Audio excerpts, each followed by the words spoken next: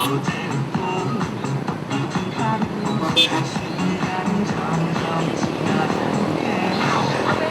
duyog sa musikang langyaw, wala na'y makapugong pa sa padyak ni Walter Burilla, 25 anyos.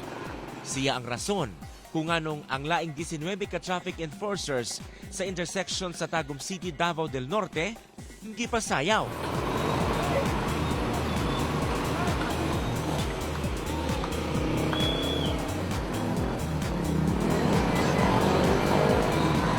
Ay uptake ko sir, kining kuan ko sir ba, kabalo ko mo padagan sa sakyanan sir niya. Sa wala pa nagmugna ni, wala dyan trabaho na ko sir. La dancing traffic sir. Asa? O dere sir. Ikaw na po isa. Ako na po isa sir, magpalingaw sa mga tao niya. Hindi ka maulaw.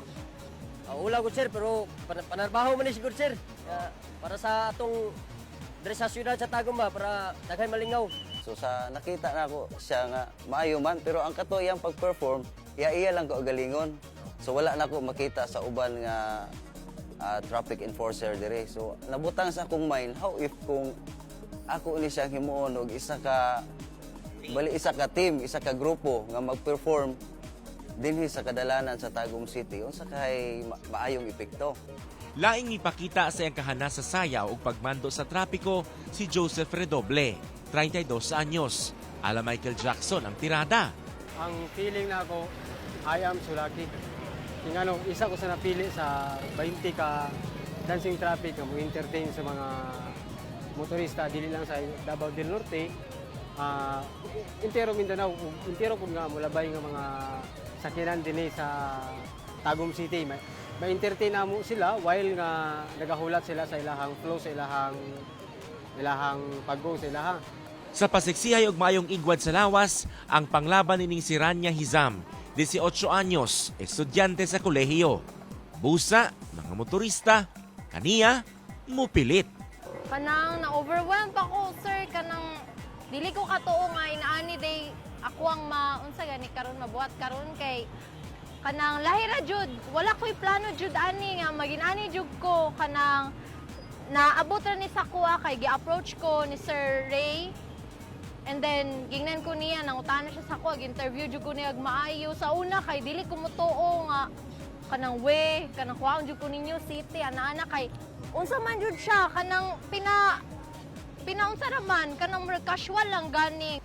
May suot silang earphone busa steps sa sayaw ayos gayon. Busa motorista, like sila. Makalingaw jud siya, sir. Ganiha pa mo? Bago-bago lang. Okay. Gatultol mo nga every 4 o'clock. Karon pagod mi kakuan diri pero na sige na mi kakuan kay balo nga naani ana nga mga team o diri sa Tagum nga every 4 o'clock na sila kanang sayaw. Nalingaw ka sila, ha? Nalingaw. Ganahan ka sila pag sayaw. Makawala o kapuol. Wala ka kapoy. Ang kawala sa kalaay. Ano man? Kato tara mo ibutan dia kay aron Kinsa? kato na para Babae. malingaw pa sila tanan. Ang babae? Okay kayo, sir. Lingaw kayo, sir. Nalingaw ko? Lingaw kayo. So, unsay nawala sa inyo ha pag pagtanaw mo ani? Wala stress. Mawala imong ka murag labad sa ulo nga traffic. Okay, kapila na mo nakakitaan sa ila. Kadagan na.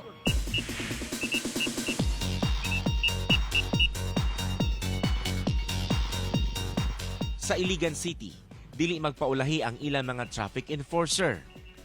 Kining si Armando Torres, kusog usab nga mukiay, samtang gamando sa trapiko. Mga tao dinhi, ganado usab ganiya. Although nga kapoy siya pero among gipaningkamutan nga maapsay pod ang dalan sa trapiko. Pinagi sa among pag-dancing traffic. Okay kayo? Kalingaw sa tao? Okay atong pamasada dayon. Oh, okay po. Mas gwapo man na siya kay ang mga exhibition ba sa mga pulis ba makita nato unsa gyud sila ka maayo mulihok ano bitaw unsaon nila pag-manage ang traffic.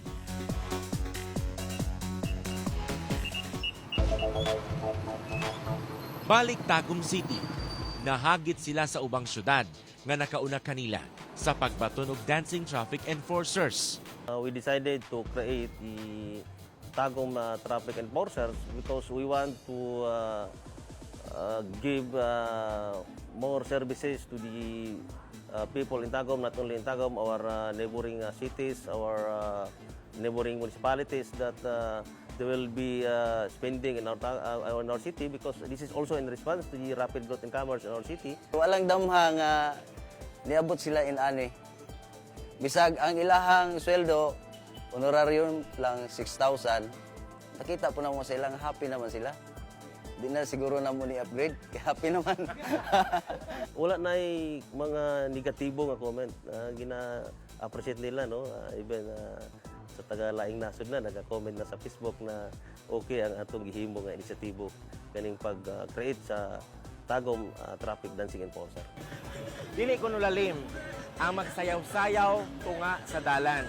Gumikan kay unang-una sa tanan, ulaw kini alang sa itong mga traffic policeman. Labi pa ng mga lalaki sila. Pero mas nakapaanghat kanila ang pagsayaw gumikan kay mas mapadali ang ilang trabaho sa pagmando sa trapiko din sa intersection sa National Highway sa Tagum City. Hinoon, bisan ako nga nagtanaw kanila, makainanay sad ka. Okay kay sir, kay daghan kay nalingaw mga pedicabber kay ingon jud siya idol, move. Nalingaw jud sila sa amuha sir kay namong pagkuan diri gabig para panarbaho gini mo sir na malingaw ang mga pedicabber o kanang mga sakyanan. Usahay gani manghatag sila og pang-snack pero itsan lang nila sa kalsada ba. Pero wala na mo gipangayo sir. Para sa akong feeling, no, although kapoy kami, gipaningot kami, makita na namo ang mga drivers nga mo smile sa mua, murag bawi na po bitaw kayo nga, oy, okay kayo among gihimo nga effort diri sa karsada. Pasalamat ra po ko sa ilaha kay the more nga ganahan sila sa ko, the more nga ganahan po ko nga magtinarong po ko sa akong trabaho. Ana, syempre passion man gud nako ang dancing. Mao nang nakaunsa ko diri kay nakadungog ko nahisayaw bagting dayon sa unsa nya. Musugot dayon ko mo to gi-process dayon nako kanang giunsa jud nako ba kay nabay uban nga kanang nakauban ako sa una and then wala man gud nila giunsagod. Dayon. Oh, wala sila ni dayon. O pasalamat yun sa among mayor sir si Alan Lopez Rilon. Yaming ko na unta sir ma-promote mi sir kay o mas pindahan mi ko sir kay pamilyado mi sir. Sukad na gusto nga sila nagsugod og sayaw sa kalsada, imbitado na sa bisan asang barangay para sa usa ka special dance number. Gani panagsa ginahatagan sila og tip. Busa ang ilang practice, left and right.